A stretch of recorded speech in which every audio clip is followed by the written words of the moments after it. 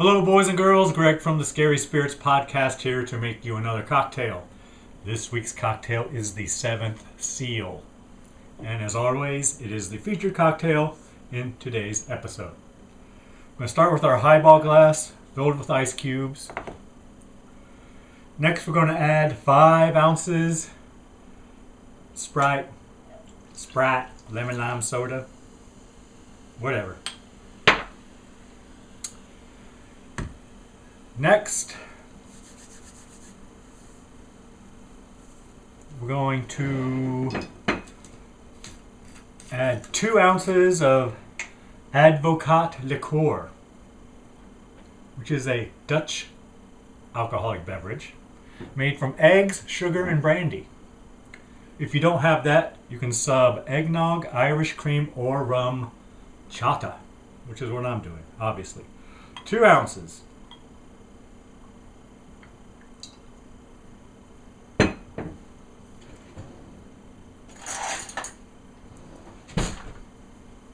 And we're going to stir just as we do this.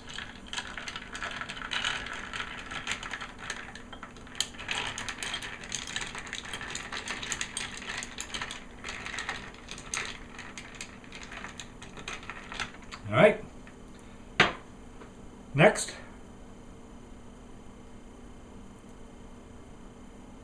we're going to add lemon.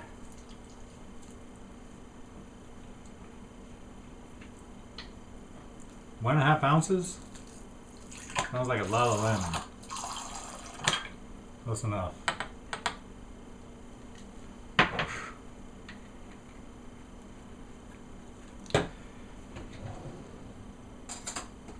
And then we top it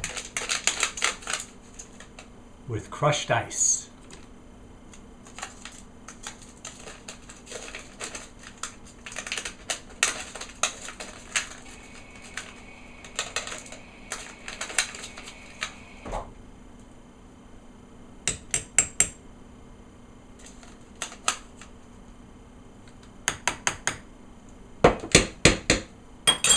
And there you have it, boys and girls. The Seventh Seal. Oh, we also garnish with a lemon wedge. There you go.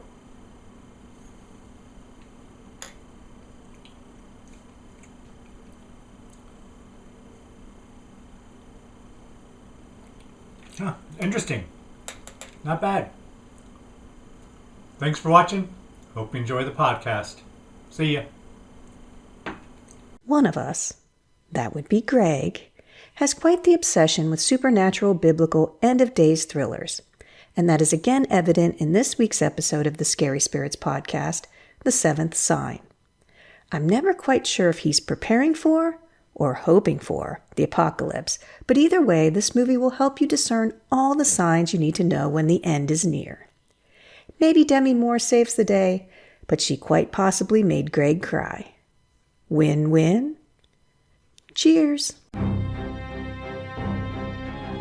Welcome to the Scary Spirits podcast. Please be advised that the presenters may use adult language and or discuss adult situations.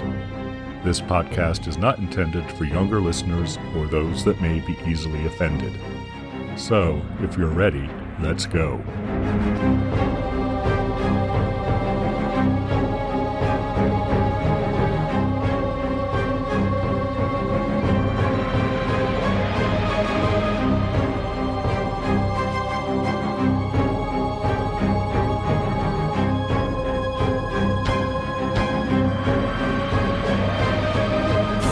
Hello, boys and girls. I'm Greg.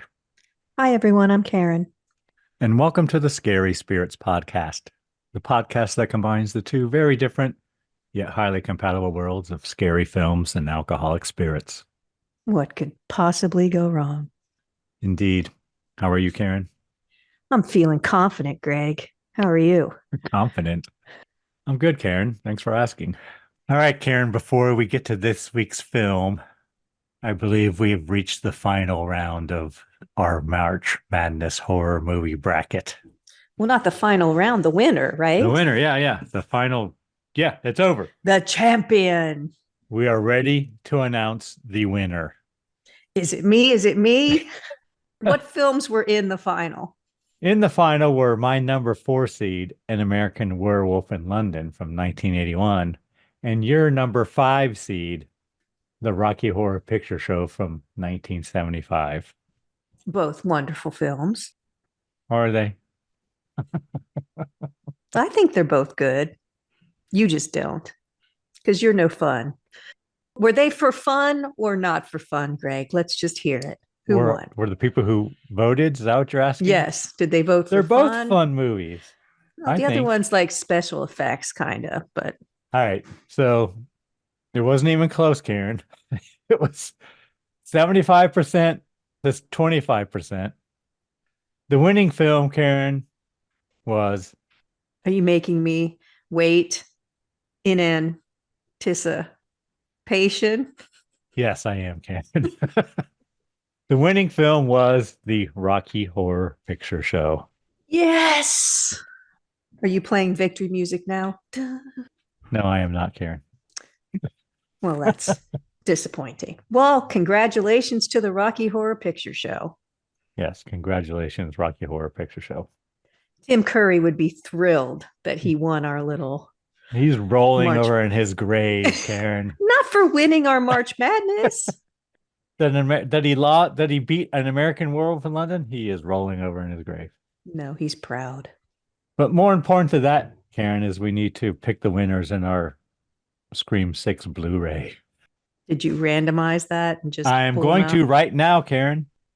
I have all the eligible entries on a spreadsheet, and I have a random number generator here I found online, and we're going to pick 5 random numbers which coincide to the 5 rows on my spreadsheet, and that will determine the winner. Does that seem fair, Karen? Sure. Are you ready? Well, yeah. I'm going to hit go. Are you ready? Yes. The anticipation. Go. All right. So our first winner, I'm not going to read their whole email address. I'm going to read just the first part of it, is Aneat3. Congratulations. You're the first winner.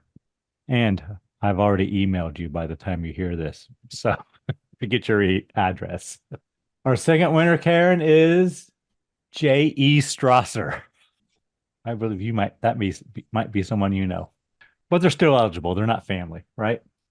Our third winner is A.D. Huker.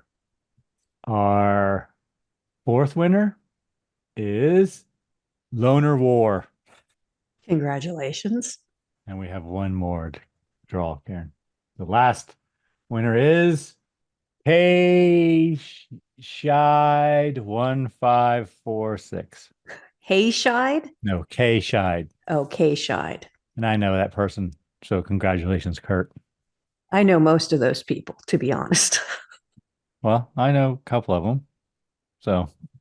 Well, congratulations. Woohoo! Congratulations. I will send you an email, or I have already sent you an email by the time this goes live. And hopefully you will reply with your mailing address, and I will mail you your copy of Scream 6 on Blu-ray. How exciting. You must feel like real winners. It's good to be a winner. Let me tell you, should I explain it to you, Greg? I know you haven't really felt that very often, but.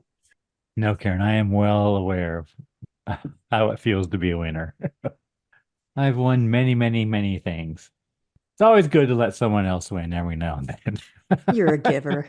You are a giver. I'm a giver. So congratulations, everyone. And thank you, everyone who entered and everyone who voted to pick this quote unquote winner of a film. It's not a quote unquote. It is the winner. Thank you to everyone who participated and picked the true winner, the champion. All right, moving on. Karen, was this film my choice or was it yours? I think everyone can tell this is your choice, don't you think? Well, it's not a Hammer film. No, but there's only other, so it's an Omen-like film. It is kind of in that genre, religious horror films, thrillers, whatever. Because I love that shit, Karen. We talked about that. But anyway, the film I have chosen is the 1988 film, The Seventh Sign. Is there a reason you chose it this week? There is, Karen. Seventh Of Sign course. was released on April 1st, 1988. So we just celebrated its 36th anniversary. Wow. Remember 1988, Karen? Absolutely. Did you see this in the theater? I did not. Have you ever seen it before this? I have. Saw it on cable back in the day. Do you have a drink to go with it? I do, Karen. The drink I have chosen is called the Seventh Seal. Nice. You see what I did there? Clever. How do you make such a thing? We're going to need 2 ounces of Advocaat, I guess is how you say it, liqueur, which is a Dutch alcoholic beverage made from eggs, sugar, and brandy. Traditional Dutch. But you can sub eggnog, Irish cream, or RumChata, which is what I did. I used RumChata. So did I. 5 ounces of Sprite or lemon lime soda, 1.5 ounces of lemon, 2 ounces of crushed ice, and 6 ounces of ice cubes. No, I didn't measure my ice, Karen. Did you measure your ice? No, but it looks cool. I guess. So we're going to take our highball glass and fill it to the top with ice cubes. Pour in the 2 ounces of Advocaat liqueur or RumChata or eggnog or Irish cream, whatever you're using. Top off with Sprite, 5 ounces, I guess, or lemon lime soda, and stir gently. Then we're going to top with the crushed ice and garnish with a lemon wedge. It never said to add the lemon, but I went ahead and added it anyway. I did too, because it was there. So I figured, and I think it adds a lot to the drink. Probably does. I like it. This is one of my favorites. Do you? Yeah, it's really good. I guess I like different. lemon. It's different. Lemon's not like overpowering or anything. I thought it would be a weird mix with the cream of the RumChata, but Gives it a little tang, I guess. yeah. Okay, should we give our friends and listeners time to make their own seventh seal? Of course. Hold on.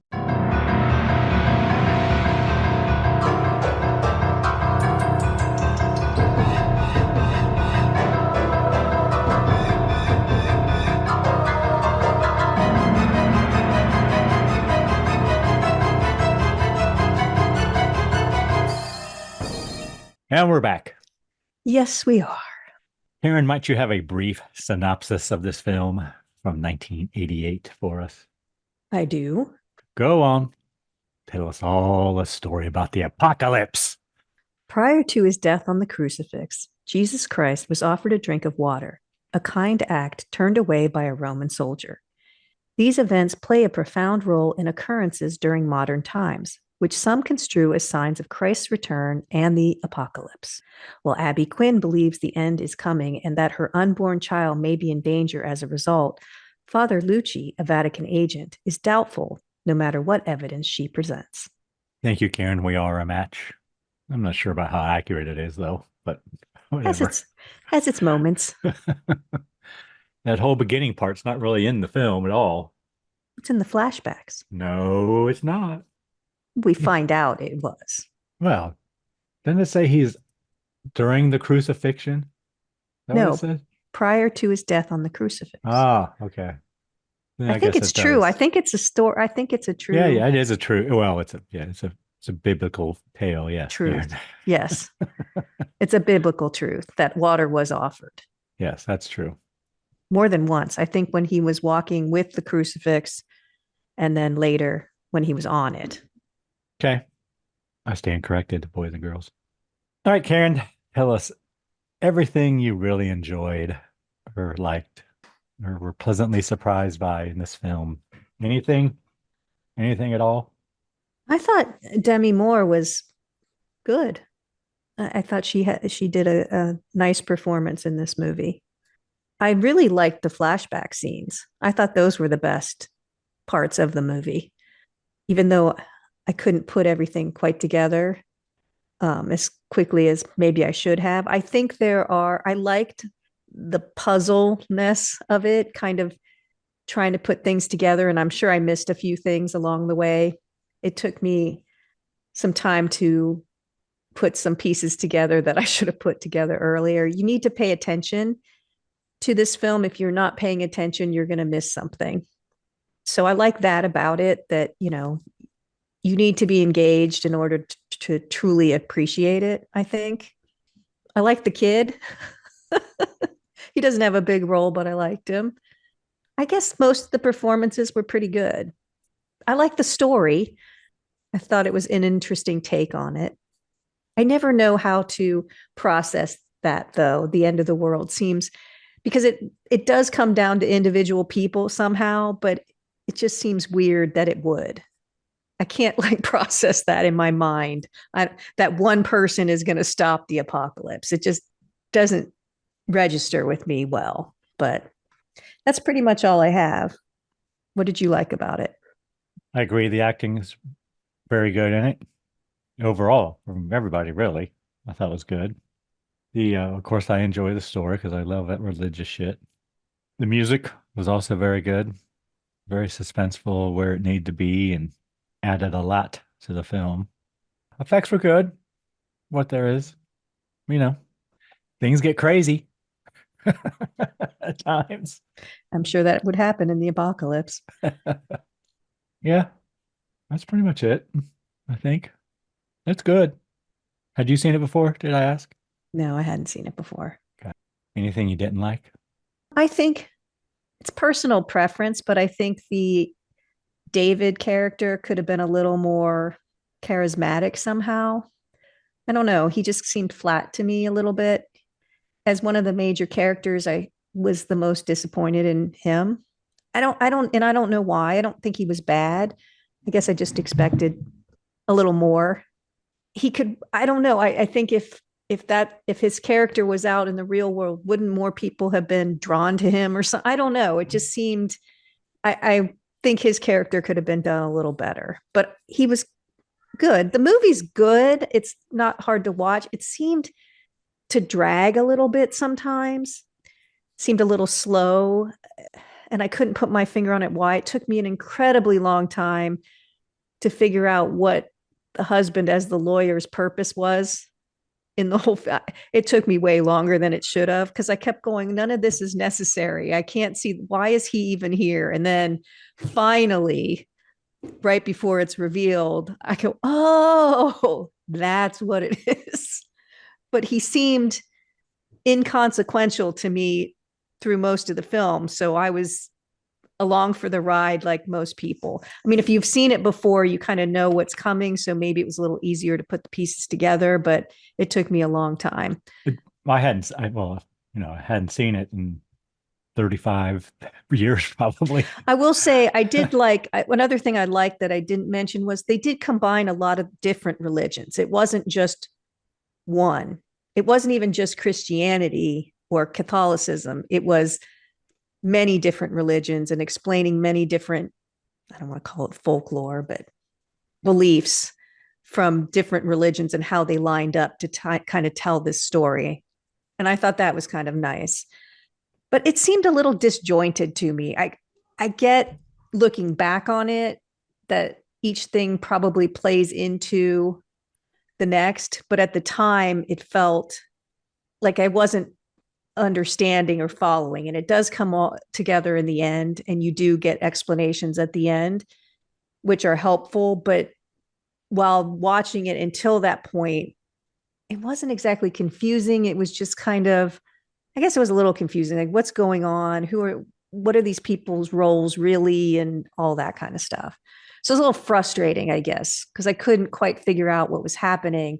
And then you get the big explanation in the last part of the film, and oh, okay. I did know that one priest was not a good guy right away.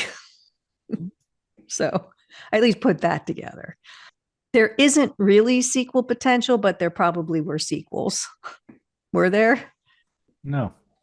Okay. The cast is pretty small too, I should have said. Mm-hmm. Pretty easy to know who's who. Oh, and one other thing I liked, I forgot to mention, the baby, the acting on point. I'm sure, I don't know what they did, but the way he looked at her and looked at, I mean, it was intense. And I thought, wow, that baby has it going on. You didn't think Ace the dog was very good? He was okay. My dog could have played that part jumping on people. What about the sparrow? Not bad animal acting. That's true. Is there anything you didn't like? So I agree with a lot of things you said. It does kind of drag. It's hard to follow. I'd seen it before, but it's been 35 or something years since I've seen it. So a lot of it I didn't remember. I didn't remember. I knew the kid was important, Jimmy, the kid that's on trial or whatever. Mm-hmm. I knew he was important to the ending. I couldn't remember exactly why, though. I didn't remember the priest was a bad dude either. I remember a lot of it. The two kids that were in it, Avi and Jimmy, were both, I thought, did a great job in their roles. Yeah. Seemed a little long, like I said. Yeah, I think that's all I got. It's a good movie. I think Demi Moore is one, she's beautiful. And the camera really, like, she can light up the camera with her eyes. I don't know how to explain it, but she does a lot with her eyes in her acting. And in this film, it plays really well. And she plays crazy well without going too much over the top. I will say she's on a gurney a lot in this movie. Well, she's got medical issues and No, I know, but yeah, I don't have much that I didn't like. Oh, I don't like when damn horror movies make me cry. I don't like that, Karen. Damn horror movies making me cry. Just like fucking Sports Center, Karen, and their little stories they tell. oh, the Olympics too, or the Olympics where they tell you the story behind the athletes. Yeah, or some athlete who dies, Yes. cancer, and blah, Yes. blah, blah. Or the dog who joined the team that's running across the world or whatever, which is the movie that just came out, Yeah. Oh, I'd totally. which is a true story. But yep, but that's it. I mean, it's not exceptional, but it's good, It is good. especially in the genre that it's in. I would say watch it if you haven't. And I think if you watch it a second time, it would not with 36 years in between or whatever. I think it would be an easier watch.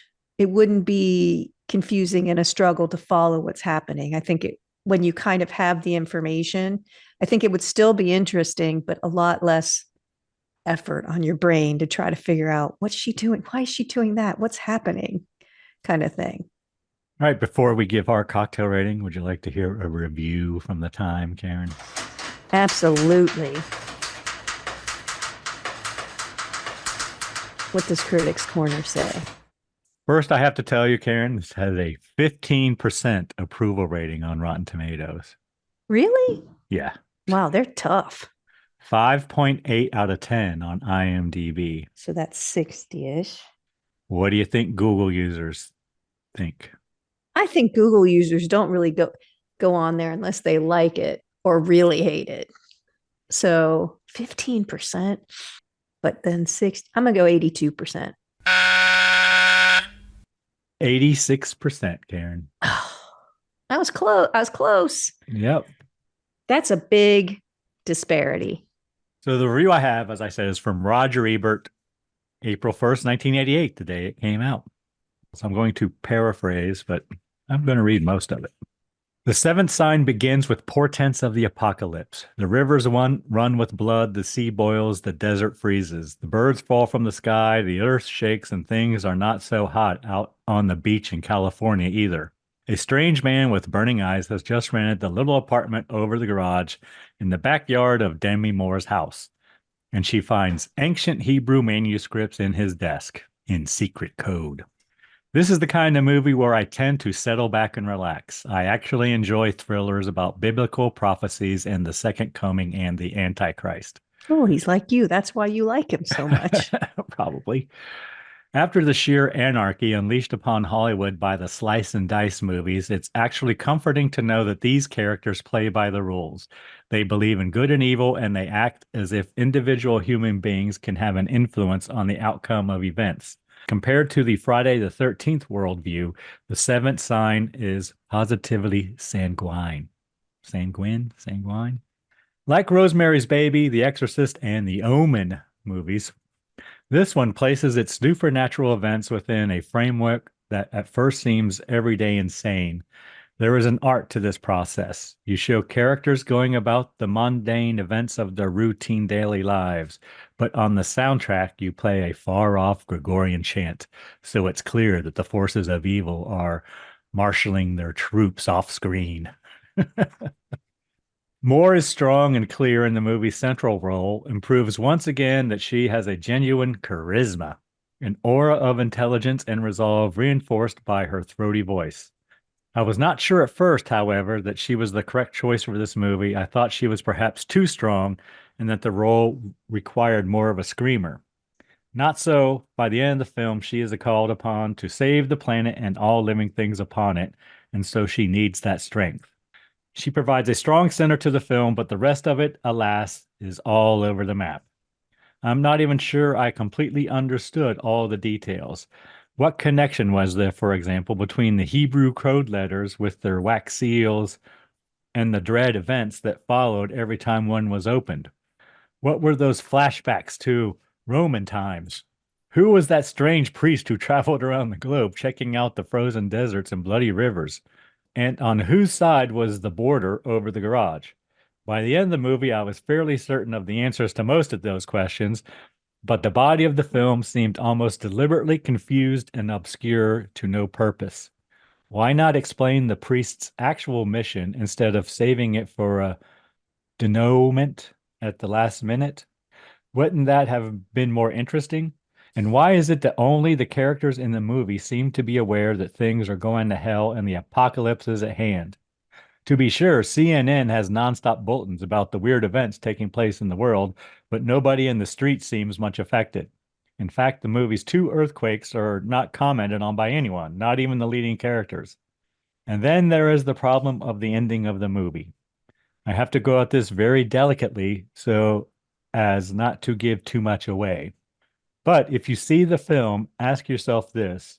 When the baby reaches out his hand toward the mother's face, why doesn't he simply touch it? If you see what I mean. I don't know what he means by that, but Well, I don't know. Like that is one of the more the confusing parts too. Is that the new savior, or is that just a normal kid it's just a born? kid, I think. Well, I I know, think but it's he's reading too much into it.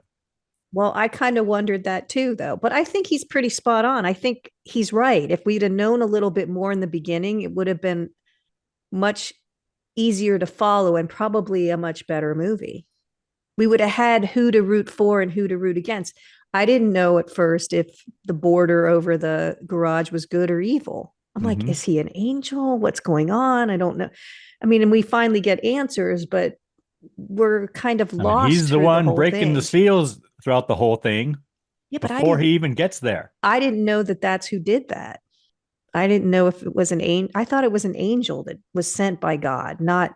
Well, I don't know. I was confused a little. I will say also, and this really has very little to do with whether I liked it or didn't like it, but they are way too familiar going into each other's living spaces. yeah. She goes in his, he goes in hers. I'm like, I would not want to come home and find my tenant who's supposed to be in the apartment over the garage in my house.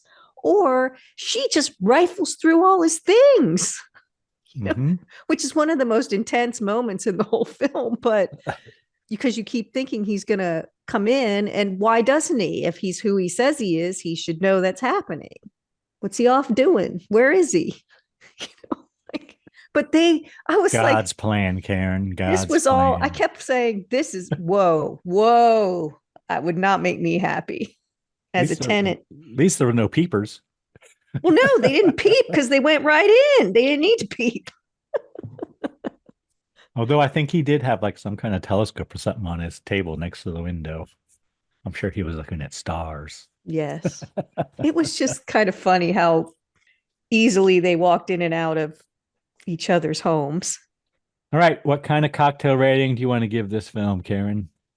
I think it's a 3. Okay. I liked it. I thought it was a 2. It's just too disjointed. Probably because you saw it before, even if you don't remember all of Probably. it. But watching it the first But time, still, I knew, I it's kind of knew what very I knew what it was disjointed. about and all that shit, and I knew who he was, and It's basically, very confusing in certain parts of it. okay, we'll give it a 3. I'd say 2.5, but whatever. You always get your way, Karen. Yeah, that's how my life works. All right, are you ready to get into it, scene by scene, Karen? Sure, let's go. Did you watch this on Amazon Prime, Karen? I did. Okay, I did as well. The Seventh Sign from 1988, rated R for nudity, violence, alcohol use, and foul language. I don't remember anyone getting drunk. Yeah, I don't remember. I don't barely remember anybody swearing. Well, they were swearing, but it wasn't like today's swearing where every other word is fuck. Well, that's true. You know, it was like normal 1988 swearing. Shit, damn. Film begins. We have credits. Then there's words to read. December 25th, Haiti. And we see a white man walking through the town. Everyone stops and watches. Everyone. Yeah, see, there he had a little charisma, right? I know he's odd man out there, but he seems to have something about him that everyone's kind of drawn to him. So it started off reasonable. And I wrote there's ominous music playing in the background. So he walks to the coast and breaks the I seal. wonder, just this is a weird thought, but the Gregorian chants that make you feel all uncomfortable and that evil is there, they're not evil. Like when they recorded those, they're probably thinking, ooh, they're going to use these in all the evil movies. Like what are they? Are they like calming? What are they supposed to be used for? They're probably sacred. Oh, okay. It's I don't know. like a hymn. Yeah, I don't know what they are, but it's just funny that I mean, I was a music major. I did study them, but I can't remember that shit. I don't remember. Well, I thought maybe, but I'm pretty sure it was sacred because all music was in the very beginning. Music was basically sacred. Makes sense. It's just kind of funny that something that's so spiritual has become something so ominous. Because as soon as you hear those chants, you know bad things are going to happen. And you do hear them often in this film. Vocal compositions of sacred songs in Latin. That's what it is. Because it's Latin. That's why it sounds evil. Just funny to me. Of course, Pope Gregory the First, of course, want to take credit for it. But you'd be so proud if the one thing that you recorded became associated with evil in the movies. Even if you didn't intend it, that would be success. Yeah, probably. I'd take it. Oh, I'm sure you would. So he walks to the coast and he breaks the seal on a piece of parchment. Then dead fish begin to wash onto the shore. And he drops the parchment into the surf. Small boy is there and he goes and picks up one of the fish and it burns his hand, Karen. It burns. Then when he looks down the coast in the direction that the man walked, there's a ton of dead fish. Because at first it's just 2 or 3 at his feet. You think, oh, is that it? And the kid picks up one and it sizzles. And then he looks down at the coast or the beach and there's 100 fish dead now in the waves coming in.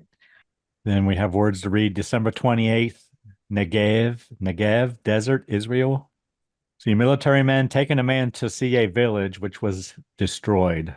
We learned the man is a meteorologist. He don't know why he's there, but apparently the village is covered in snow and ice. Yes, in the middle of the desert. Then a priest arrives, who we learn is Father Lucy. And we learn that the village that was destroyed was built on top of the ruins of Sodom. Yeah, so I'm sure you... Destroyed by the wrath of God. Yes, Sodom and Gomorrah. They're always together, the two of them, but it's in Genesis. So the Old Testament, God reveals to Abraham that Sodom and Gomorrah are to be destroyed for their sins.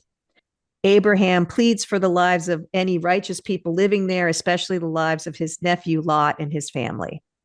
Abraham seems to negotiate with God on behalf of the righteous in the two cities. This is kind of funny. First, God wants to spare the cities if 50 righteous people can be found, but eventually agrees to spare them if only 10 righteous people can be found, which I thought was funny. But this is the disturbing part to me. And I sort of remember this story. Two angels appearing as men are sent to Lot in Sodom. So Lot is the righteous guy, but are met with a wicked mob, and they want the newcomers to come out. So there's multiple interpretations of this. And one is that Sodom was overrun with homosexual activity. And when the angels came in, the wicked mob wanted to know the men. And so they wanted Lot to throw them out to the mob. So here, but Lot offers his daughters instead. And I'm like, wait a minute. But this only further enrages the mob. So then the angels strike the mob blind. But there's two interpretations. One is that it was a homosexual mob that wanted the angels because they were men, and that's why they didn't want to gang rape the daughters, even though the father offered them up, which is horrible and disgusting, and there's no excuse for that. The other is, and Jesus in the New Testament says it wasn't that, it was the lack of hospitality that caused all this to happen. So look at it however you feel comfortable. I'm going with hospitality myself. But the fact that he offered up his daughters, I had forgotten that until I read this. And I was like, oh, God, it's gross. So God finds that only Lot and his family are righteous among the inhabitants. And the angels tell Lot to get out of the city and don't look back. And then if you know the story, Lot's wife looks back and is turned into a pillar of salt, which she got a bad rap in the Bible because she was probably looking back because her daughters were behind her, which of course, as a mother, you would look back to make sure your kids were following you. But when she did, she turned to salt. And then it just gets even worse about what Lot's daughter do to Lot when they end up in a cave. It's terrible. But anyway, that's Sodom and Gomorrah for you. And these are the righteous people, right? Yes, they don't seem very righteous in a few paragraphs. Okay.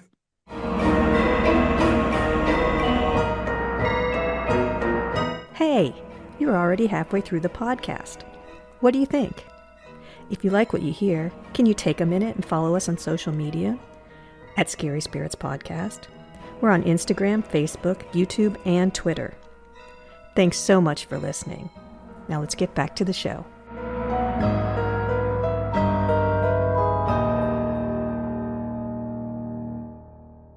Then the priest sees another piece of parchment with a broken seal in the snow. Next, we cut to Abby getting it's a sonogram. Isn't that what that's called, Karen? Yes, it is. So why don't you guess, Greg, when the sonogram was invented? An ultrasound, the first fused ultrasound, which is how you get a sonogram. I'm going to say 1898. See, I would have thought early too, but 1956. Okay. Ian Donald was I the just first. went early because I was thinking it was probably earlier than I think. Right. You But know, 56 seems later. I would have thought maybe, I guess 30s or something. 30s, yeah. Ian Donald, who first fused ultrasound with diagnostic medicine in 1956. That was the first one. But then this sentence, and maybe you can explain this to me, because it says, naturally, his first use of the device was to determine the diameter of the head of a fetus. In only 2 years, technology helped create a way to visualize the findings of an ultrasound, increasing its life-saving diagnostic potential. So 2 years after, so 1958 would have been the first ultrasound, but it comes, or sonogram, but it comes from the ultrasounds. But I don't know why naturally it would be to measure the head. Yeah, I don't either. Anyway, so 1950s, mid 50s, when that started happening. You think do fetuses with like Down syndrome have different sized heads? Or something like that? I don't know if it's some sort That's of the only thing I can think of, like, is to tell if there was something wrong. Something much more sinister came to my mind. Like, well, Hitler measured head circumference. There was something Aryan about it. Okay. But I don't know. Or I don't know, maybe to let you know if the birth was going to be difficult, because large heads are difficult births. I don't know. But it says naturally, like I would know. And I have no idea. Then we have words to read. January 6th, Venice, California. And Abby's seeing her doctor, and we learn that she's due in 2 months. And doctor wants to see her again in 2 weeks. Apparently, she's had issues in the past delivering a child. Yeah. So I looked up when's the earliest you can have a baby and have a good chance of survival, because they were talking, she's, 2 months away. So by the time you're 24 weeks pregnant, the baby has a chance of survival if they are born. Most babies born before this time cannot live because their lungs and other vital organs are not developed enough. But neonatal units are getting better and better. It's amazing how young some babies can make it. But she's had trouble carrying a baby full term, it sounds like. And she's worried the same things are going to happen, but she's trying to keep a positive attitude. So then we see her looking at a school, question mark I wrote. Yeah, it looks like a preschool. And the Oaks. We learn the baby's due February 29th because the school master or whatever the hell it is asks. And we also learn that Abby does not have a religion because she left that blank on the form. I think that's the whole purpose of that scene. Yep. It's to let us know she's not religious. And then we see Abby at home. The phone rings, and it's someone inquiring about renting the apartment above the garage, but yeah, it doesn't really go anywhere. So then her husband, Russell, comes home. She's wallpapering the baby's room. And we learn that his appeal was denied by the state Supreme Court. He's trying to get a stay of execution for his client. Abby tells Russell that she put a deposit down at the school, and Russell's not pleased. Because they're on the waiting list for 4 years. Yeah. Russell's afraid that they will have an issue delivering the child. Really, he's afraid that she will die during childbirth is really what it comes down to, though. Well, he said he's afraid of losing her. Yeah. But we see later what that means. But I thought he was mean to her because she's trying to be all positive and he's like, what are you doing? It might not work. I thought he came down pretty hard on her and he's not very supportive. But then she goes up to the bathroom and that's when we see the scars on her wrists. Mm-hmm. So when she lost the baby before, she must have tried to kill herself. That's why he doesn't want to lose her. Then I wrote, Abby dreaming, question mark, at the school. Yeah, she's back at the Oaks. And I wrote, it's a nice shot of the red handprints on the...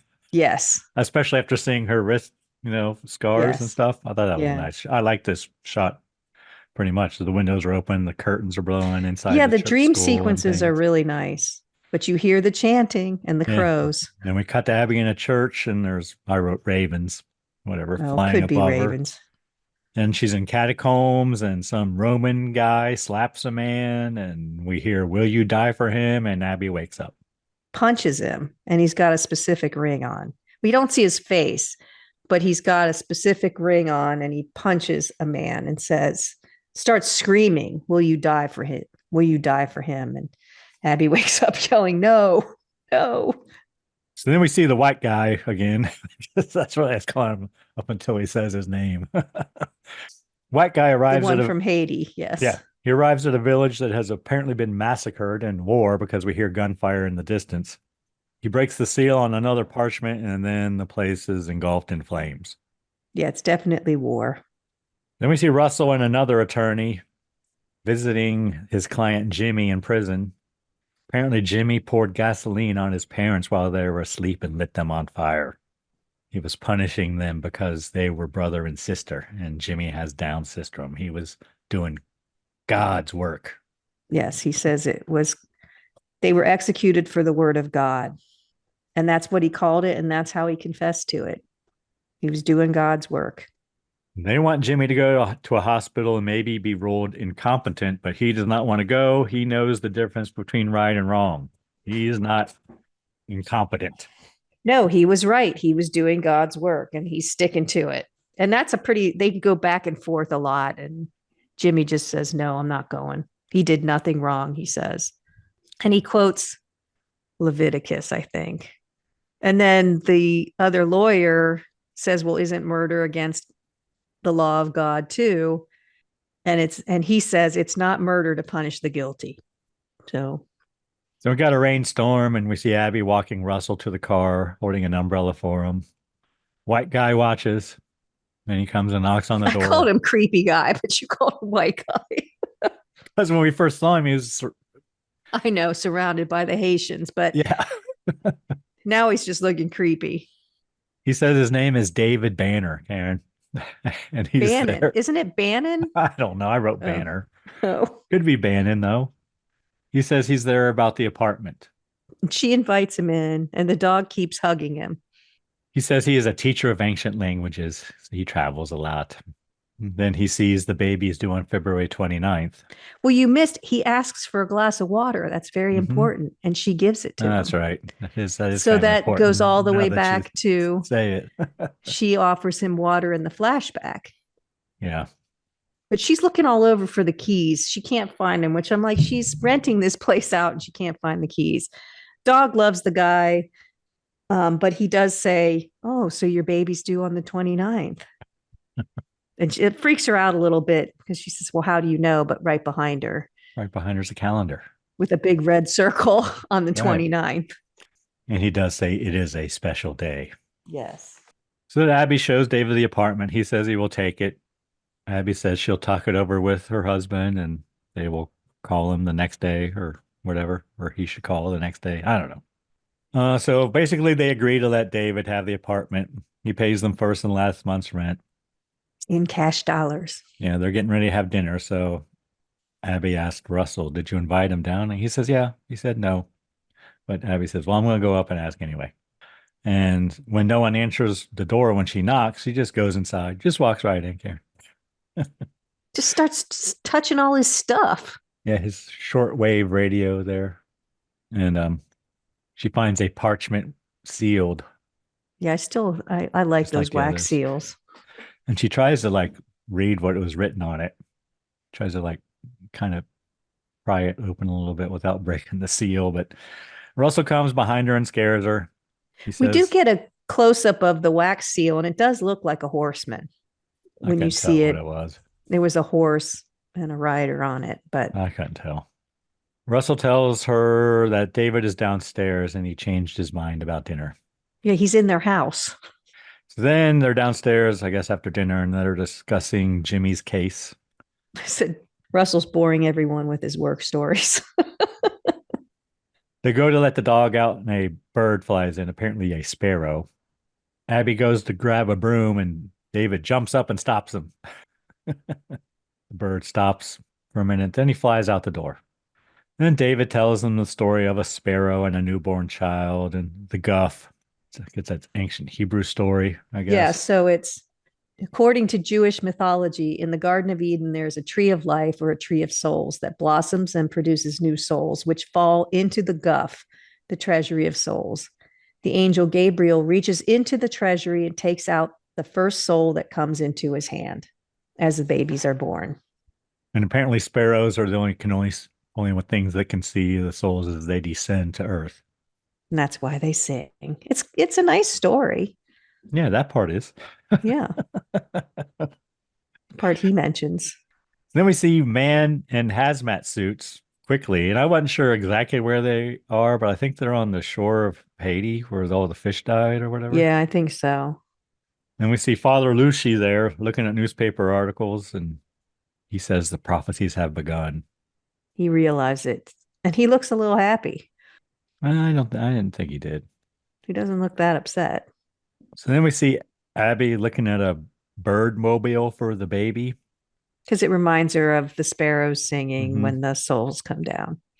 Then we see David real quick watching from the outside, right? Yeah, creepy again. Yes, just standing in the rain staring at her. But when she turns around, he's gone. And then she goes to her car and it's pouring rain and she sees him in the rain. She calls out to him, but he walks away from her and she chases him, which is weird because she's having this trouble with the baby, right? And she called out to him multiple times. He didn't turn around, but instead of just getting in her car and going home, she has to run after him. I thought it was weird because she's so concerned about the baby, she wouldn't be doing that. She follows him into a building, and I guess it's the church we saw in her dream or whatever. A man stops her and asks what she is doing there. She said she was following someone. The man tells her that no one has come in, but we see David watching from above. And he breaks the seal on another parchment, and then Abby begins to having pains. Yeah, which I couldn't figure out which seal that was supposed to be. Mm. That part didn't make sense to me. He drops the parchment, and Abby collapses in the doorway of the building. That was a kind of interesting shot because she was halfway out the door. It was raining. She was in the doorway. It was dramatic, I thought. Then we see her at the hospital, and they draw fluid from her. Yeah, they do an amniocentesis. And we've talked about that before, I think. Okay. Is that amniotic fluid or something Yeah. they're taking out? Embryotic fluid. Amniotic fluid. I don't know, but it's a huge needle. That's why it's an amniocentesis. It's amniotic fluid. Sorry. So then we see Russell at the hospital talking to the doctor. They say it's too early to do a cesarean. The baby's lungs aren't developed. It needs to keep for a couple more weeks or something. Yeah, they're trying, as long as they can keep her resting and keep everything okay, then the longer the better. Then Russell visits Abby. Abby keeps saying it's different this time. It's not the pain is different. Pain. Yeah. Words to read, February 3rd, Nicaragua. Father Lucy on a boat on a river. Bodies floating by, and the water is turned to blood, Karen. Next, we see Abby watching news about Nicaragua and drive-by shootings and flipping channels and all the bad news, Karen. Everything's terrible on the TV. Except for one game show. Then David comes in. Yeah, just back in her house. And apologizes. He asks how she is feeling. He apologizes about the baby, which weirds her out.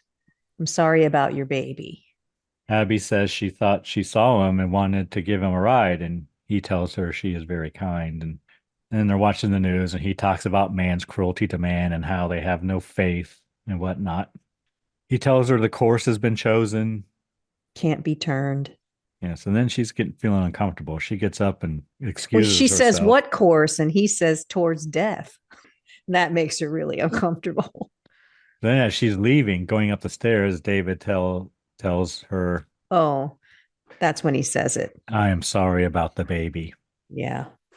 Then we see Dr. Lucci talking to cardinals. I guess they're cardinals, Karen. Father Lucci, bunch of Romans. Yeah, it's the Vatican. Father. They're at the Vatican. Cardinals, yeah. He tells them there have been no miracles. Everything that has happened has a logical and natural explanation. No signs of the apocalypse. And right here, I'm thinking, I don't trust that guy. Yeah, I think he's lying. I didn't remember. But exactly. They're all happy that there won't be an apocalypse. Yeah, they say the Pope will be very pleased. He has tickets next week to Faust. Yes. Which is interesting. You'll see a opera about a man selling his soul to the devil.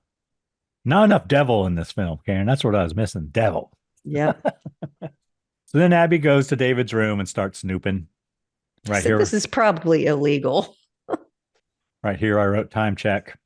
About half over. It felt like it was dragging at this point, but whatever. Yeah, she finds the parchment. She hears a crow and a sparrow lands on the windowsill and then flies away. She finds newspaper clippings in David's desk. She's going through all this deep. shit. Yeah. And she knocks the parchment with the seal off the desk. Then she finds another piece of parchment, or several actually, written what looked like Hebrew to me, and it had the number 2-29 on it. She immediately thinks it means February 29th, and so she takes it and leaves, and as she is leaving, she steps on the parchment with the seal, breaking it. And is that why there's an earthquake? That is why. Okay. Yeah, she goes outside, and the wind is blowing, and the earth is shaking. And as she goes down the stairs there, we see a dead sparrow being eaten by ants. Fire ants at that.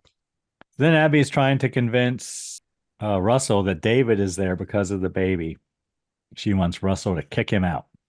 He's not really convinced, but she's kind of feeling like she's off the deep end a little bit. She goes to see a linguist. Well, wait. So he says it's not Russell that's causing the issues with the baby. It's placental insufficiency. The placenta delivers oxygen and nutrients to your baby. Placental insufficiency is when the placenta does not work properly. It's not very common, but it is serious and can affect the growth and well-being of your baby. If you have placental insufficiency, your baby may not grow as expected, leading to complications during pregnancy or birth. So the placenta doesn't implant and grow properly in your uterus because it's damaged. And there's sometimes no obvious cause. But the doctor does say that she's concerned that the baby's not growing properly at the very beginning. And that's when we get this diagnosis later. See, everything comes around later and gives you the explanation. So then she goes to see a linguist. She wants to have this parchment She stole the parchment from his apartment. translated. Yeah. Yeah, she just took it. But apparently she touches him and he freaks the fuck out. Yes, it's a rabbi. And you're not supposed to do that. You can't touch him unless you're his wife. And they won't open the door again. But a young Jewish kid, because he's got the yarmulke on, is coming up from across and lives across the hall and tells her what she did wrong. Yeah.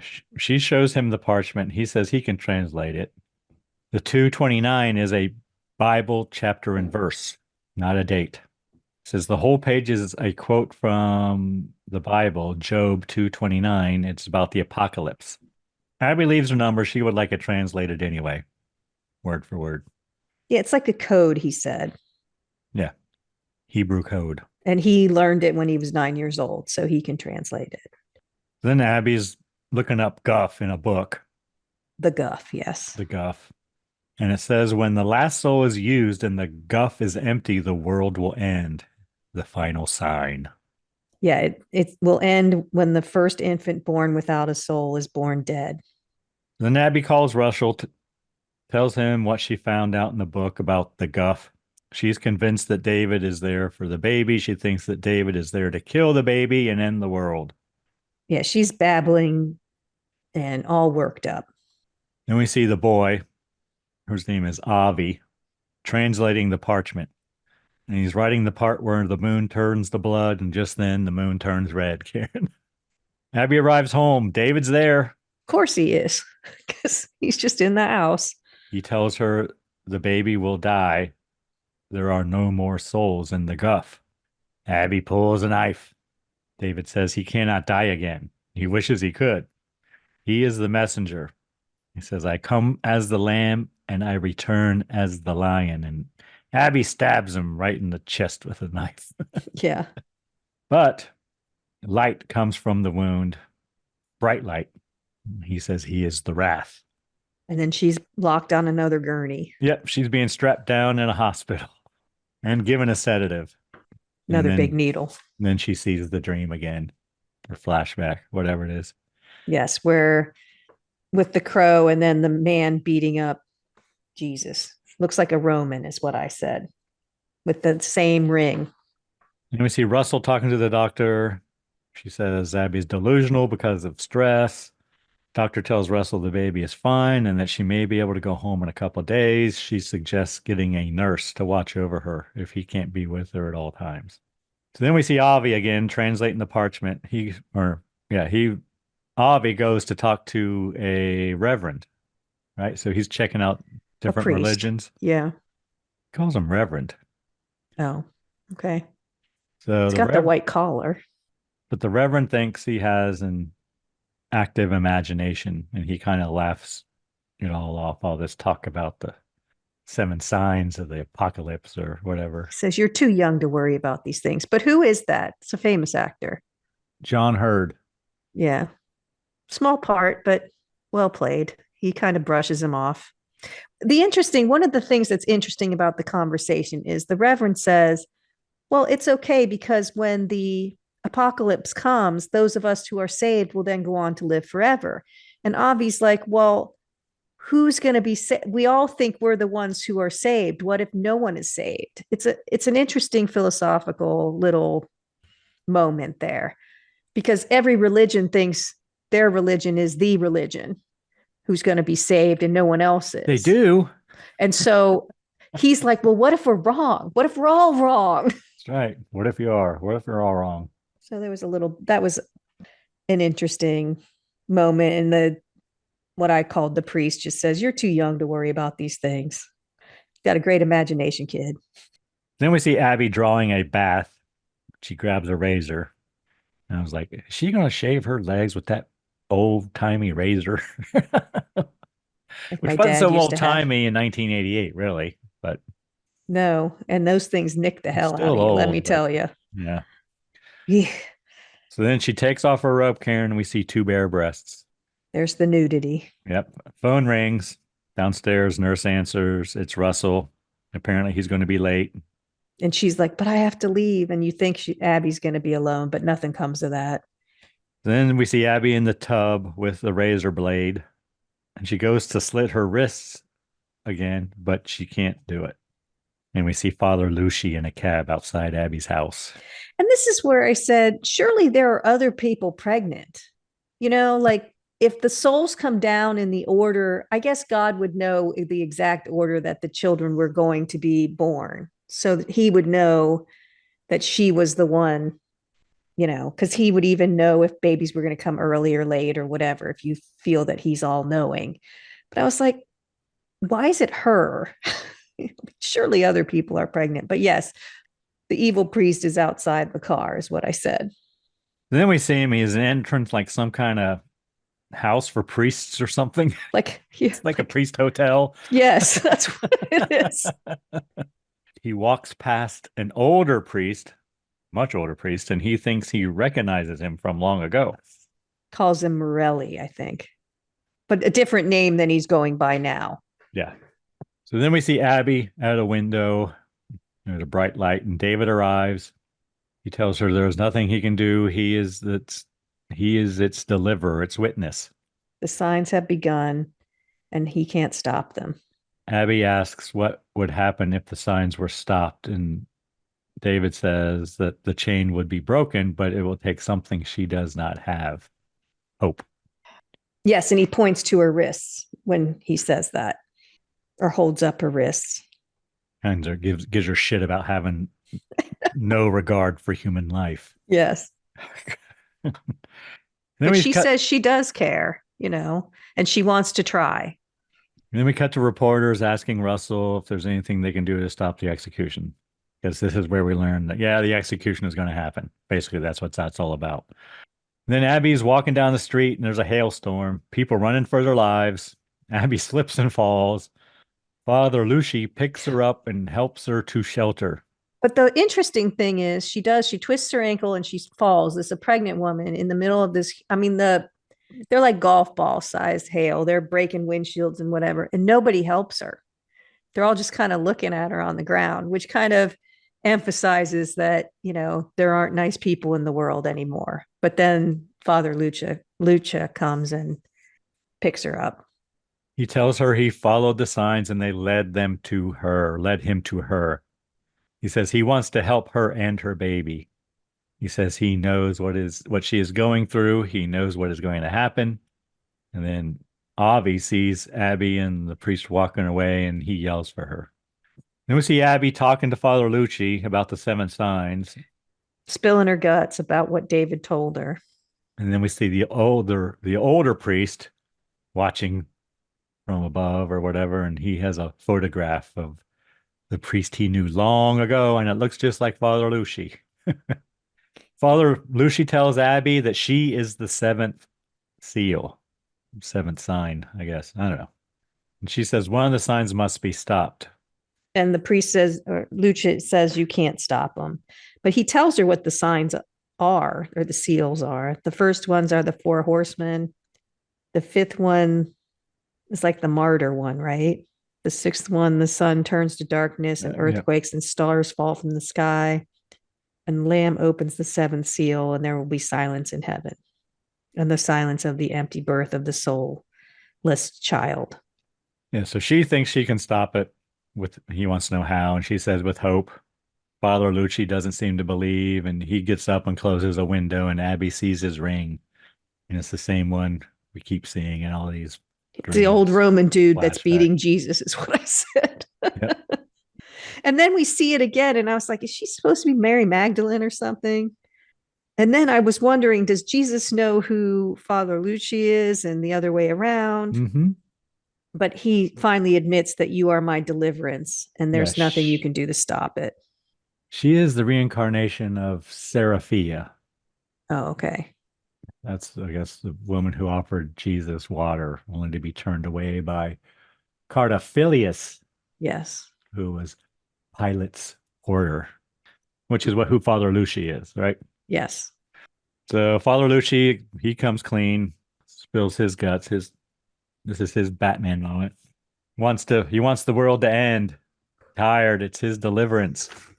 I wrote wind blowing, windows crash. Abby leaves and gets in her car, and Avi knocks on her window. So then we see the old priest snooping in Father Lucci's room, and he says he is cursed. He struck a man, and that man was the Son of God. Yeah, this is the Batman moment Yeah, here. this is the Batman moment here. Yeah. He was Pilate's gatekeeper, and he's cursed to walk the earth until the world ends. And he's ready to die. He wants it to be over, which is kind of interesting because when we watch these vampire movies and stuff, that vampires that have been around a long time, you must have to have a certain personality because some of them enjoy it and some of them are done and hate it and want to die. And he has obviously hated it. He did not whoop it up for the past 2,000 years. He's been suffering somehow. Then Father Lucci hugs the older priest and apparently breaks his back because it's cracking. Yep. Then we cut to Russell. He goes to see Jimmy. Russie tells him he could not stop his execution. Jimmy asks if he thinks God will forgive them for killing him. Then we cut to And this Avi. is where I said I couldn't figure out what this had to do with anything. And then I go in the next sentence, oh, I got it. Yeah, but it took me till now because I kept thinking, I don't get it. This is just weird. What is this subplot? It's not necessary. I don't understand. And then the light bulb went off. Like, so then we have Avi and Abby discussing the signs.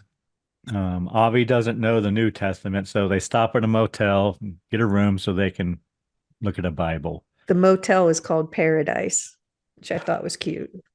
The sixth sign is an eclipse, and it is on the calendar for tomorrow, so they can't stop that. The fifth sign is the death of a martyr, someone who dies for God's cause. Abby believes it is Jimmy, and then on the news it says Jimmy will die in the morning. Yeah, and they call him what do they call him? I can't remember. The Word of God killer. Yeah. Yeah. So it's in case you didn't get it, they flash it up on the screen that he's the Word of God killer. Then we see Father Lucci getting into a taxi, and David is across the street staring at him. Yeah, they have a moment. Yeah, they lock eyes for a moment.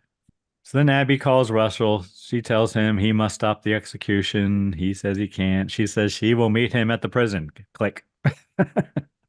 Then we see Jimmy praying in his cell, and David arrives there because I guess he can appear anywhere he wants, which explains how he got into their house all the time. And it looks like the eclipse is beginning to occur. And then we see Father Lucci walking with Jimmy to the gas chamber. So close he can taste it. Mm-hmm. Abby and Avi arrive at the prison. They get in with help from Penny, the lawyer who is helping Russell, I guess.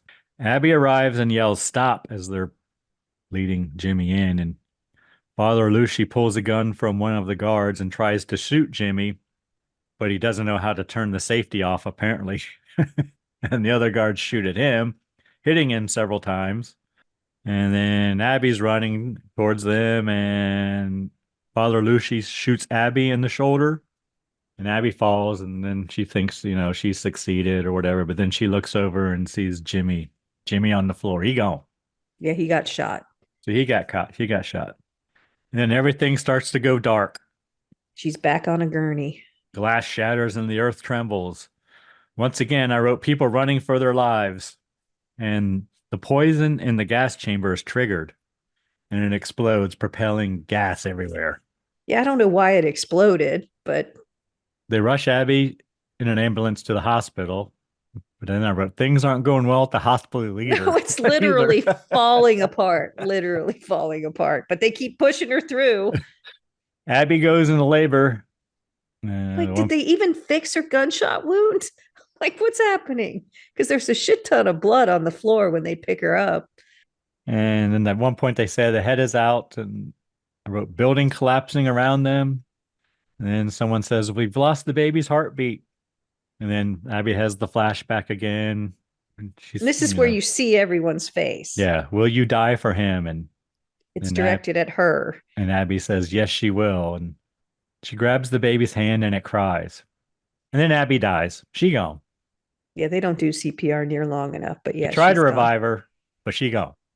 Then all of a sudden, everything stops. Everything goes quiet. The earthquake stops, and they hand the baby to Russell. David enters and says the Hall of Souls is full again. It was Abby's sacrifice and hope that saved the world. And I kind of skipped the part where Russell holds the baby up to like Abby's face, and that's where the baby does his best acting. Yeah. He turns his head and stares at her and almost reaches out and touches her. And he's beautiful, Abby, just like you said he'd be.